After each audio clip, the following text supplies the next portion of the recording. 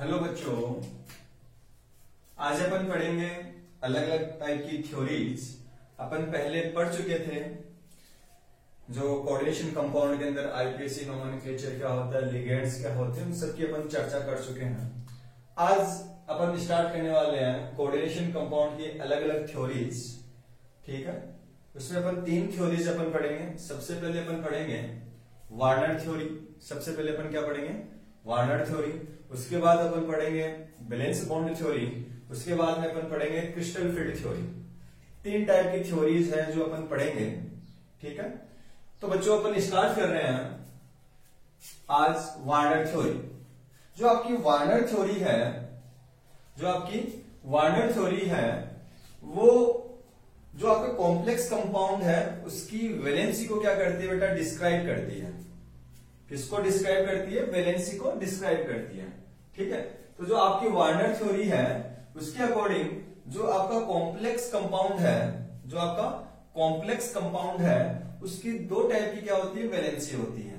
एक तो primary valency और एक क्या होती है बेटा? Secondary valency. एक तो क्या होती है आपकी प्राइमरी वैलेंसी और एक क्या होती है? Secondary valency. ठीक है, अब बात ये आती है कि इनके अंदर डिफरेंस क्या है कि प्राइमरी वैलेंसी अपन किसको बोलेंगे और सेकेंडरी वैलेंसी अपन किसको बोलेंगे। तो सबसे पहले बात अपन कर रहे हैं एक कॉम्प्लेक्स कंपाउंड के बारे में बात कर रहे हैं कि कैसी स्ट्रक्चर्स होती है। अपन पहले पढ़ भी चुके थे, फिर भी मैं आपको एक्सप्लेन कर रहा हूं। ये आपका ब्रैकेट है जिसको अपन बोलते हैं कोऑर्डिनेशन स्फीयर। क्या बोलते हैं? Coordination sphere. इस कोऑर्डिनेशन स्फीयर के बाहर की साइड जो आपका एरिया प्रेजेंट है इसको अपन बोलते हैं आयनाइजेशन एरिया या आयनाइजेशन एरिया। ठीक है, जिसको अपन हिंदी में बोलते हैं आयनिक क्षेत्र। अंदर की साइड क्या उपस्थित होगा? आपका मेटल, और मेटल के साथ क्या जुड़ा होगा? आपका लिगेंड।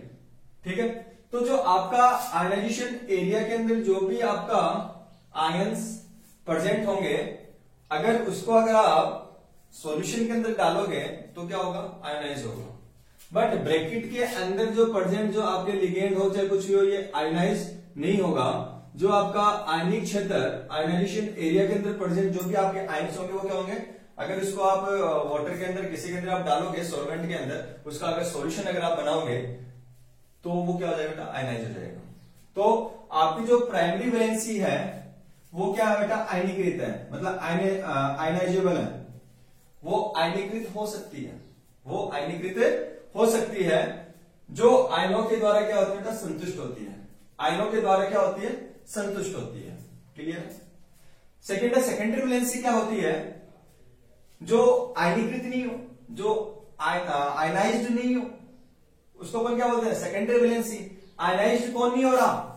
इस ब्रैकेट के अंदर प्रेजेंट जो लिगेंड्स है वो अगर इसको आप वाटर के अंदर किसी के अंदर सॉल्वेंट में डालोगे तो आयनाइज नहीं हो रहा। तो इसका मतलब क्या है कि आयनाइज नहीं हो रहा, तो आपकी जो सेकेंडरी वैलेंसी है वो नॉन आयनाइजेबल है, मतलब अनआयनीकृत है। जो किसके द्वारा संतुष्ट होती है? लिगेंड के द्वारा संतुष्ट होती है। तो फर्स्ट आपकी प्राइमरी वैलेंसी की बात कर रहा हूं, ये संतुष्ट किससे होती है? आयनों के द्वारा संतुष्ट होती है। और आपकी जो अनआयनीकृत है, जो सेकेंडरी वैलेंसी है, वो किसके द्वारा संतुष्ट होती है? मतलब किसके द्वारा सेटिस्फाइड होती है? लिगेंड के द्वारा सेटिस्फाइड होती है। फर्स्ट चीज। सेकंड, जो प्राइमरी वैलेंसी का जो वैल्यू है, जो मान है, वो आप क्या करोगे? जो केंद्रीय धातु परमाणु है, जो सेंट्रल मेटल है, उसकी जो ऑक्सीडेशन स्टेट है वो कौन रिप्रेजेंट करेगा आपको? Primary valency.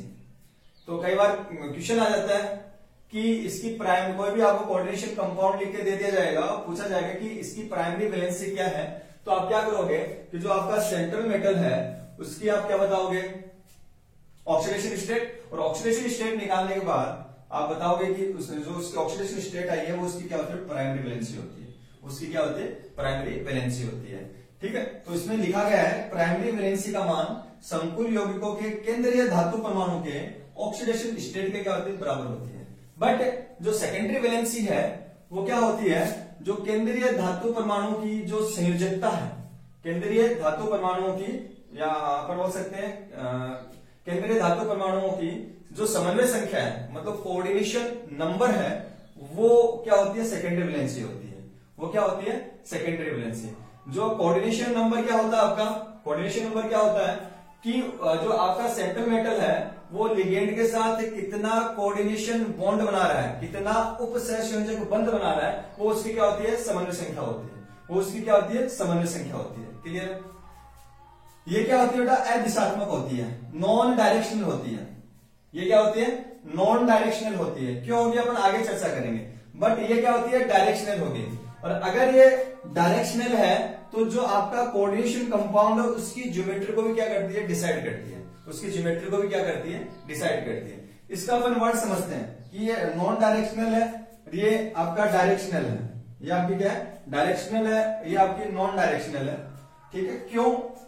आपने पढ़ा होगा, आपका जो आयनिक क्षेत्र है उसके अंदर जो आयंस प्रेजेंट होते हैं, जो आयंस के द्वारा जो वैलेंसी संतुष्ट होती है उसको अपन क्या बोलते हैं? प्राइमरी वैलेंसी बोलते हैं। ठीक है? तो इसका मतलब आयनिक क्षेत्र है, तो इसके जो आपका कोऑर्डिनेशन स्क्वायर वाला है, ये आपका धनायन भी हो सकता है, ऋणायन भी हो सकता है। इसके साथ क्या बनाएगा? आयनिक बॉन्ड बनाएगा। और आपको पता है जो आयनिक बॉन्ड होता है उसकी कोई दिशा नहीं होती है। लेकिन आपका जो लिगेंड, जो सेकेंडरी वैलेंसी है, किसके द्वारा संतुष्ट हो रही है? किसके द्वारा सेटिस्फाइड हो रही है? लिगेंड के द्वारा। और लिगेंड क्या बना रहा है वहां पे? लिगेंड क्या बना रहा है? कोवैलेंट कंपाउंड बना रहा है। लिगेंड क्या बना रहा है? कोवैलेंट कंपाउंड बना रहा है। जो कोवैलेंट कंपाउंड है वो किसका टाइप है? ये आपका यहाँ पर कोऑर्डिनेशन कंपाउंड बना रहा है। जो कोऑर्डिनेशन कंपाउंड है वो किसका टाइप है? कोवैलेंट कंपाउंड का। बट जो आपका कोवैलेंट कंपाउंड होता है वो क्या होता है? डायरेक्शनल होता है। वो क्या होता है? डायरेक्शनल होता है। जो आपका कोवैलेंट कंपाउंड कैसे बनता है? कोई ऑर्बिटल के ओवरलैपिंग से बनता है। जैसे मान लो कि आपका ये पी कक्षक है, तो दूसरा भी क्या आपका पी कक्षक है, तो इसके ओवरलैपिंग से बनता है। ठीक है? बट जो आपका आयनिक बॉन्ड है वो तो ओनली क्या? एक अट्रैक्शन बॉन्ड है, एक दूसरे के बीच में क्या? अट्रैक्शन है। तो जो अट्रैक्शन होती है उसकी कोई डायरेक्शन है नहीं होती है। बट यहां पर क्या हो रहा है? जो कोवैलेंट बॉन्ड बनता है वहां पर आपका जो कक्षक है, जो ऑर्बिटल है, वो आपस में क्या करता है? अतिव्यापन करता है, मतलब ओवरलैपिंग करता है। क्लियर है? इसे अपन समझते हैं। एक चीज मैं आपको यहाँ पे बताना चाहूंगा, जो प्राइमरी वैलेंसी है उसको अपन किससे रिप्रेजेंट करते हैं? डैश डैश से। किससे रिप्रेजेंट करते हैं? डैश डैश से अपन रिप्रेजेंट करते हैं। ठीक है? डैश डैश का मतलब क्या है कि ये जो आपका सेंट्रल मेटल और जो आपका आयन है उसके बीच के अंदर कौन सा बॉन्ड उपस्थित है? आयनिक बॉन्ड उपस्थित है। और एटलीस्ट अपन जो आयनिक बॉन्ड को अपन किससे रिप्रेजेंट करते हैं? डैश डैश से अपन रिप्रेजेंट करते हैं। ठीक है? बट जो आपकी डार्क लाइन है, जो प्रॉपर लाइन है, वो किसको रिप्रेजेंट करती है बेटा? सेकेंडरी वैलेंसी को। क्लियर है? जैसे मैं एक एग्जांपल लेता हूं, आपका है क्रोमिल क्लोराइड .6NH3 है। ये एक क्या बना रहा है? कोऑर्डिनेशन कंपाउंड बना रहा है। यहाँ पर क्या बना रहा है? Coordination compound. इस कोऑर्डिनेशन कंपाउंड को मैंने क्या डाल दिया? वाटर में डाल दिया। वाटर में डालूंगा तो आपका क्या होगा? ये ब्रेक डाउन होगा, तो आपको उस सॉल्यूशन के अंदर कौन से आयन मिलेंगे? आपको 3Cl नेगेटिव आयंस, जो ब्रैकेट के अंदर जो कोऑर्डिनेशन स्फीयर के अंदर प्रेजेंट जो आपके लिगेंड्स है वो आयनाइज नहीं होते हैं। ठीक है? यहां बता दिया। अब सुनो, ये आपका क्रोमियम है, ये आपका क्या है? क्रोमियम। ठीक है? अब मेरी बात सुनो कि अगर मैं इसकी प्राइमरी वैलेंसी निकालूं, मैं इसकी प्राइमरी वैलेंसी निकालूं, तो प्राइमरी वैलेंसी निकालने के लिए मुझे क्या करना पड़ेगा? उसकी ऑक्सीडेशन स्टेट मुझे निकालनी पड़ेगी। ऑक्सीडेशन स्टेट निकालने के लिए मैं क्या करूंगा? क्रोमियम की ऑक्सीडेशन स्टेट आप निकालोगे तो क्रोमियम को मैंने क्या माना? X माना। ठीक है? NH3 के ऊपर चार्ज कितना होता है? 0 होता है, तो प्लस 0 × 6 इजिकल टू क्या आएगा? +3। तो X इजिकल टू क्या आ जाएगा आपका? +3 आ जाएगा। तो इसकी जो ऑक्सीडेशन स्टेट है वो क्या आ रहा है बेटा? +3 आ रही है। क्या आ रही है? +3। तो इसकी प्राइमरी वैलेंसी क्या हो गई? किसकी इक्वल होगी? जो आपका केंद्रीय धातु परमाणु है, जो सेंट्रल मेटल है, उसकी ऑक्सीडेशन स्टेट के इक्वल होती है। तो इसकी प्राइमरी वैलेंसी कितनी होगी? 3 होगी। ठीक है? क्वेश्चन यही आता है, आपको कोऑर्डिनेशन कंपाउंड दिया जाएगा कि इसकी प्राइमरी वैलेंसी कितनी है और इसकी सेकेंडरी वैलेंसी कितनी है। अब मैं बात कर रहा हूं सेकेंडरी वैलेंसी की। मैं बात कर रहा हूं सेकेंडरी वैलेंसी। सेकेंडरी वैलेंसी किसके द्वारा संतुष्ट होती है? लिगेंड के द्वारा। जो आपकी सेकेंडरी वैलेंसी होती है वो किसके बराबर होती है? उसके कोऑर्डिनेशन नंबर, मतलब समन्वय संख्या के बराबर। तो मुझे बताइएगा, आपका ये कंपाउंड है, इसके अंदर कितने लिगेंड है? 6 लिगेंड है। जो NH3 है एक तंतुक लिगेंड है, मोनोडेंटेड लिगेंड है, तो एक NH3 एक कोऑर्डिनेशन बॉन्ड बनाएगा तो 6 कितने बनाएंगे? 6। तो इसकी जो कोऑर्डिनेशन नंबर है, जो समन्वय संख्या वो कितनी होगी? 6 हो गई। तो इसकी सेकेंडरी वैलेंसी कितनी हो जाएगी? 6 हो जाएगी। ठीक है, अब इसको रिप्रेजेंट करने का तरीका क्या है? मैंने लिखा क्रोमियम, क्रोमियम की ऑक्सीडेशन स्टेट क्या है? +3 है। क्रोमियम की ऑक्सीडेशन स्टेट क्या है? +3 है। जो आपका NH3 है वो कोऑर्डिनेशन बॉन्ड बना रहा है, तो मैंने क्या किया? NH3 को लिखा और मैं इसको परमानेंट लाइन से कोऑर्डिनेशन बॉन्ड के द्वारा इसको यहां पर मैं प्रदर्शित कर रहा हूं। क्लियर है? देन जो आपका क्लोरीन है वो क्या आपका आयनाइज होने वाला है, वो आयनिक पार्ट के अंदर प्रेजेंट है। तो मैंने क्या किया? 3 क्लोरीन को रिप्रेजेंट किया, बट मैंने उसको क्रोमियम के साथ क्या बनाया? डैश के साथ रिप्रेजेंट किया। मतलब यहाँ पर क्लोरीन है वो सेंट्रल मेटल, इसके ऊपर पॉजिटिव चार्ज, इसके ऊपर नेगेटिव चार्ज है, तो यहाँ पर क्या है? अट्रैक्शन बॉन्ड से बॉन्डेड है। तो इनके बीच के अंदर तो क्या आपका आयनिक बॉन्ड प्रेजेंट है, इनके बीच में तो क्या है? आयनिक बॉन्ड प्रेजेंट है। बट NH3 और क्रोमियम के बीच के अंदर कौन सा बॉन्ड प्रेजेंट है? आपका कोवलेंट बॉन्ड। क्या? कोवलेंट। एक स्पेशल टाइप का क्या है? कोवलेंट। सॉरी, ये आपका कोऑर्डिनेशन बॉन्ड है, जो एक टाइप का क्या आपका कोवलेंट बॉन्ड का एक टाइप है। क्लियर है? नोट डाउन करें।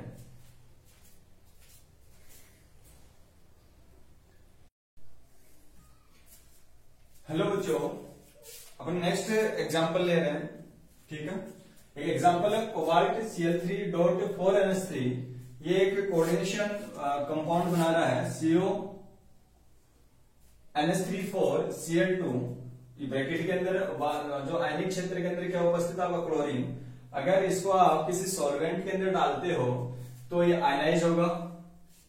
ठीक है, इसके ऊपर पॉजिटिव आ जाएगा, इसके ऊपर क्या आ जाएगा? नेगेटिव आ जाएगा। क्लियर है? तो सबसे पहले मैं यहाँ पर निकाल रहा हूं इसकी प्राइमरी वैलेंसी क्या होती है, उसकी सेकेंडरी वैलेंसी क्या है। मैं बात कर रहा हूं सबसे पहले प्राइमरी वैलेंसी की। किसकी बात कर रहा हूं? Primary valency. तो इसकी आप क्या निकालोगे? जो प्राइमरी वैलेंसी है उसकी ऑक्सीडेशन स्टेट के क्या होती है? इक्वल होती है। ऑक्सीडेशन स्टेट के क्या होती है? इक्वल होती है। तो कोबाल्ट को मैंने क्या माना? X माना। कोबाल्ट को मैंने क्या माना? X। एमीन पे चार्ज होता है 0, तो 0 into 4। क्लोरीन पे चार्ज होता है -1, तो 2 हो जाएंगे, तो -2 किसके बराबर है? +1 के। तो x इजिकल टू क्या आएगा? +3। x इजिकल टू क्या आएगा? +3। तो इसकी प्राइमरी वैलेंसी कितनी आएगी? 3 आएगी। ठीक है, सेकेंडरी वैलेंसी की अगर मैं बात कर रहा हूं तो सेकेंडरी वैलेंसी कितनी आएगी कि ये जो सेंट्रल मेटल है वो कितने कोऑर्डिनेशन बॉन्ड बना रहा है? 6। मतलब आपका जो एमीन है ये मोनोडेंटेड लिगेंड है, ये 4 मोनोडेंटेड लिगेंड तो आपका NH3 है, और 2 मोनोडेंटेड लिगेंड क्या है? क्लोरीन है। तो टोटल मिलकर कितने कोऑर्डिनेशन बॉन्ड बनाएंगे? 6 बनाएंगे। तो इसकी सेकेंडरी वैलेंसी कितनी होगी बेटा? 6 हो गई। ठीक है, अब मैं बोल रहा हूं इसको, मैं आपको बोल रहा हूं जो आपकी प्राइमरी वैलेंसी होती है वो आयनाइज्ड होती है। प्राइमरी वैलेंसी क्या होती है? आयनाइज्ड होती है। तो आप देख रहे हो यहाँ पर आयनाइज्ड होने के बाद में आपको कितने आयंस मिल रहे हैं? 1। बट इसकी प्राइमरी वैलेंसी कितनी आ रही है? 3 आ रही है। प्राइमरी वैलेंसी कितनी आ रही है? 3 आ रही है। तो इसको मैं रिप्रेजेंट कैसे करूंगा? देखिएगा, आपका कोबाल्ट है, कोबाल्ट की जो ऑक्सीडेशन स्टेट है वो क्या आपके यहाँ पर +3 है। ठीक है, जो NH3 और Cl2 है वो क्या बना रहा है? ये आपकी सेकेंडरी वैलेंसी है जो कोऑर्डिनेशन बॉन्ड बना रहा है। ठीक है, कोऑर्डिनेशन बॉन्ड बना रहा है। क्लोरीन है वो इसके साथ क्या बनाएगा? आयनिक बॉन्ड बना रहा है, क्योंकि इसमें पॉजिटिव चार्ज, इसमें नेगेटिव, एक इलेक्ट्रोस्टैटिक अट्रैक्शन फोर्स से क्या हो रहे हैं? जुड़े हुए हैं। बट मैंने यहाँ पर क्लोरीन नेगेटिव के साथ साथ इसको मैंने डैश से भी मतलब यहाँ पर क्या किया? रिप्रेजेंट किया, क्योंकि यहाँ पर जो आपका एक क्लोरीन है वो तो 100% क्या है? प्राइमरी वैलेंसी की तरह कार्य कर रहा है। बट यहाँ पर प्राइमरी वैलेंसी कितनी आ रही है? 3 आ रही है। आयनाइज कितना हो रहा है? 1 हो रहा है। तो इसका मतलब क्या है? जो 2 क्लोरीन है जो इस कोऑर्डिनेशन स्पेयर के अंदर प्रेजेंट है वो सेकेंडरी वैलेंसी के साथ साथ किसकी तरह काम कर रहे हैं? प्राइमरी वैलेंसी की तरह भी क्या कर रहा है? काम कर रहा है। इसलिए मैं इसको किससे रिप्रेजेंट किया? डॉट डॉट से। ठीक है, तो ये सेकेंडरी वैलेंसी की तरह काम करेगा और प्राइमरी वैलेंसी की तरह काम करेगा। ये भी सेकेंडरी वैलेंसी की तरह कार्य कर रहा है, ये प्राइमरी वैलेंसी की तरह काम कर रहा है। ये टोटली किसकी तरह काम कर रहे हैं? Primary valency. और ये आपका जो NH3 है ये तो सारे किसकी तरह काम कर रहे हैं? सेकेंडरी वैलेंसी की तरह। ठीक है, तो टोटल प्राइमरी वैलेंसी कितनी होगी? 3 होगी। इसलिए मैंने यहाँ पर ये लिखा कि इसमें 2 क्लोरीन प्राइमरी वैलेंसी के साथ साथ सेकेंडरी वैलेंसी की तरह भी क्या करते हैं? काम करते हैं। ठीक है, यहां से बहुत इंपॉर्टेंट इस टाइप से क्वेश्चन है जो नीट के अंदर आपको पूछे जाते हैं। आपको कॉम्प्लेक्स कंपाउंड लिख के दे दिया जाएगा, उसकी प्राइमरी वैलेंसी आपको पूछी जाएगी, उसमें आपकी सेकेंडरी वैलेंसी पूछी जाएगी, उसमें वो आयंस की संख्या पूछी जाएगी जो प्राइमरी वैलेंसी के साथ साथ सेकेंडरी वैलेंसी की तरह काम कर रहा। उस नंबर, इसको आप अगर किसी सॉल्वेंट में डालोगे तो नंबर ऑफ आयंस, कितने आयंस इसके अंदर ब्रेक डाउन हो रहे, टोटल आयंस आपको कितने मिल रहे हैं, वो यहाँ पर चर्चा करेंगे। और लास्ट यहाँ से पॉसिबिलिटीज बनती है ऑर्डर ऑफ कंडक्टिविटी, कि अगर आप ये अलग अलग कंपाउंड अगर मैं दे देता हूं, अगर इसको मैं वाटर में डाल रहा हूं, ठीक है, वो आयनाइज होंगे, तो मैं पूछूं जाऊंगा उसके अंदर मैंने क्या लगा दिया, इलेक्ट्रोड लगा दिया, तो मैं पूछूंगा कि किस कंपाउंड की कंडक्टिविटी सबसे ज्यादा है, किस कंपाउंड की कंडक्टिविटी सबसे ज्यादा है, इनकी चर्चा अपन करते हैं। सबसे पहले मैं बात कर रहा हूं प्राइमरी वैलेंसी की, सबसे पहले मैं बात कर रहा हूं प्राइमरी वैलेंसी की।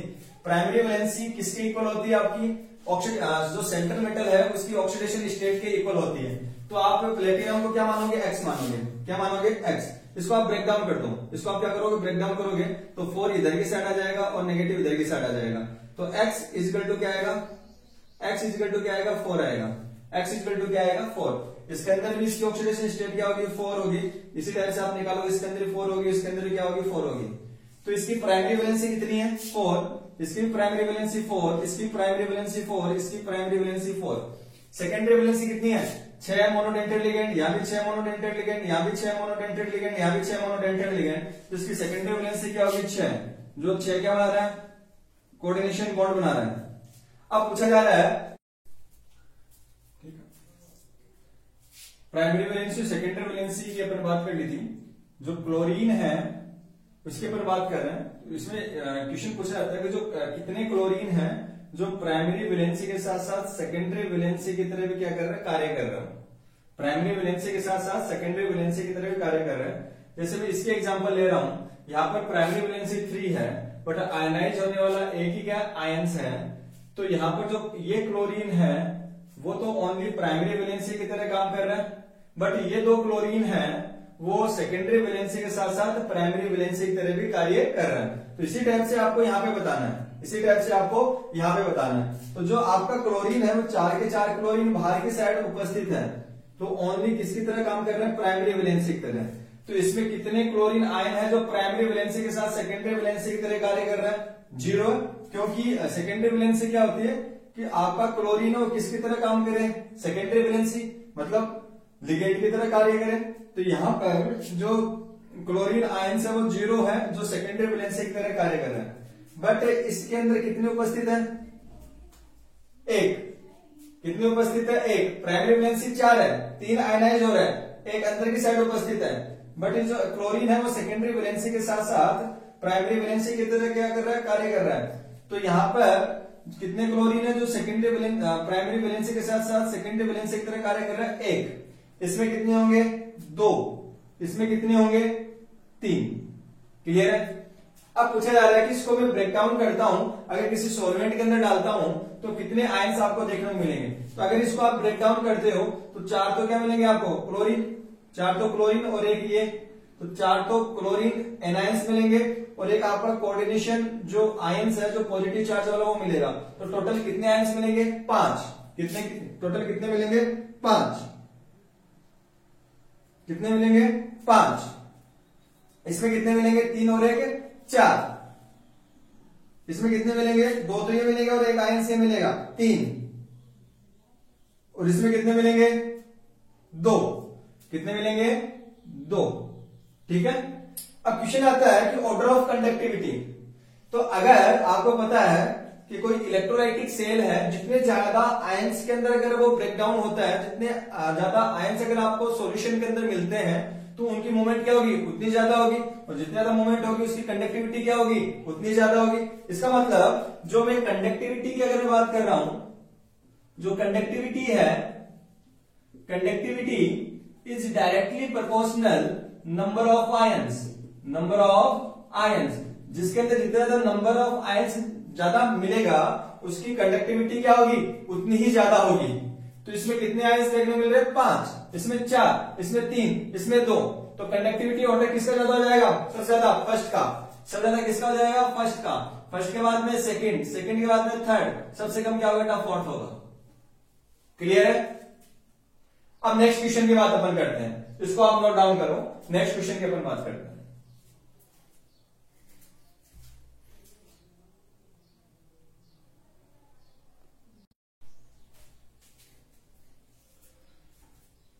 नेक्स्ट एक क्वेश्चन पूछने की यहाँ पर पॉसिबिलिटीज हो सकती है। जैसे क्वेश्चन है, आपको कंपाउंड ऐसे लिख के दे दिया जाएगा, जैसे COCl3.6H2O है, इसकी जो अभिक्रिया जो रिएक्शन है वो AgNO3 के साथ कराने पर इसका 1/3 भाग क्लोराइड क्या हो जाता है, अक्षेपित हो जाता है, मतलब प्रेसिपिटेट हो जाता है। तो वो संकुल क्या होगा, वो संकुलित क्या होगा? अब ध्यान दीजिएगा, इसके अंदर कितने क्लोरीन है, 3। आपका अगर AgNO3 है वो अगर क्लोराइड के साथ रिएक्ट करता है तो AgCl बनाता है।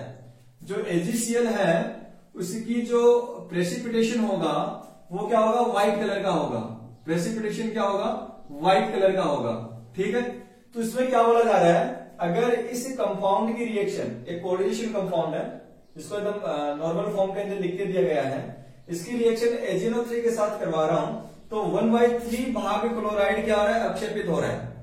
1/3 मतलब इसके अंदर कितने क्लोराइड उपस्थित है, 3। तो इसका 1/3 क्या है, इसके अंदर एक ही क्लोरीन क्या हो रहा है, अक्षेपित हो रहा है। तो एक ही क्लोरीन क्या हो रहा है, अक्षेपित हो रहा है। इसका मतलब आपका जो ब्रैकेट के बाहर आयनिक क्षेत्र के अंदर उपस्थित जो आपके क्लोरीन है वो क्या होगा, आयनाइज होगा, और वो आयनाइज होगा वही किसके साथ रिएक्ट कर पाएगा, AgNO3 के साथ रिएक्ट कर पाएगा। तो यहां पर आप देख रहे हो फर्स्ट ऑप्शन के अंदर जो इसके अंदर जो आयनाइज पार्ट के अंदर कितने क्लोरीन उपस्थित है, 3। कितने क्लोरीन उपस्थित है, 3। तो यहाँ पर 100% क्या हो रहा है, ये अक्षेपित हो जाएगा। बट यहां पर कितने हैं, 2। यहां पर कितने हैं, 2 आयनाइज हो रहे हैं। 3 में से 2 आयनाइज हो रहा है, तो कितना पार्ट इसका आयनाइज हो रहा है, 2/3 पार्ट क्या हो रहा है, आयनाइज हो रहा है। यहां पर कितना क्लोरीन आयनाइज होगा, 1। तो टोटल 3 में से कितना क्लोरीन आयनाइज हो रहा है, 1। तो कितना भाग इसका आयनाइज हो रहा है, 3 में से 1 हो रहा है। यहां पर क्लोरीन अंदर की साइड है, आयनाइज होगा ही नहीं, तो यहां पर कितना पार्ट आयनाइज हो रहा है, 0। ठीक है, तो टोटल क्लोरीन में से 1 क्लोरीन यहां पर आयनाइज हो रहा है, तो 3 में से 1 हो रहा है, तो टोटल कितना आयनाइज हो गया, 1/3। यहां पर कितना आयनाइज होगा, 2/3। यहां पर टोटली क्या होगा, आयनाइज होगा, मतलब 1। ठीक है, यहां पर कर सकते हैं कि 3/3 इजिकल टू क्या आ जाएगा, 1 आ जाएगा। ठीक है, तो आपको यहां पर बोला गया है कि 1/3 भाग क्लोराइड अक्षेपित हो रहा है। तो इसका मतलब कि बाहर की साइड 1 क्लोरीन उपस्थित है, बाहर की साइड क्या है, 1 क्लोरीन उपस्थित है। तो आंसर क्या जाएगा, 3rd। आंसर क्या जाएगा, 3rd। अगर मैं बोलूं 2/3 भाग क्लोराइड क्या हो रहा है, अक्षेपित हो रहा है। तो 2/3 का मतलब क्या है, 3 में से 2 क्लोरीन है वो आयनिक क्षेत्र के अंदर उपस्थित है। तो किसके अंदर 2 उपस्थित है, इसके अंदर। तो क्या हो गया, ये हो गया।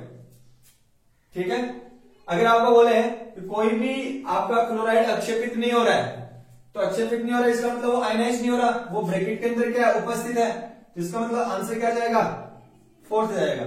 अगर 1/3 भाग क्लोराइड अक्षेपित हो रहा है तो आंसर क्या जा रहा है, आपका 3rd जा रहा है। आंसर क्या जा रहा है, 3rd जाएगा। अगर 2/3 भाग अगर अक्षेपित बता रहा है तो आंसर क्या जाएगा, 2nd जाएगा। अगर कोई भी भाग अक्षेपित नहीं हो रहा है क्लोराइड का तो आंसर क्या जाएगा, 4th जाएगा। कौन सा जाएगा, 4th जाएगा। ठीक है, यहां पर आंसर कौन सा जा रहा है, आपका 1/3 बोला गया, तो यहां पर ये जाएगा। ठीक है, इट्स क्लियर। तो यहां पर जो प्राइमरी वैलेंसी सेकेंडरी वैलेंसी से 2 पॉसिबिलिटीज बनती है। एक तो मैंने एक साथ मतलब क्वेश्चन आपको करवाया, और एक इस टाइप का क्वेश्चन है जो यहाँ पर क्या कर सकता है, पूछ सकता है, क्या कर सकता है, पूछ सकता है। ठीक है, इसको आप नोट डाउन करें, इसको आप नोट डाउन करें।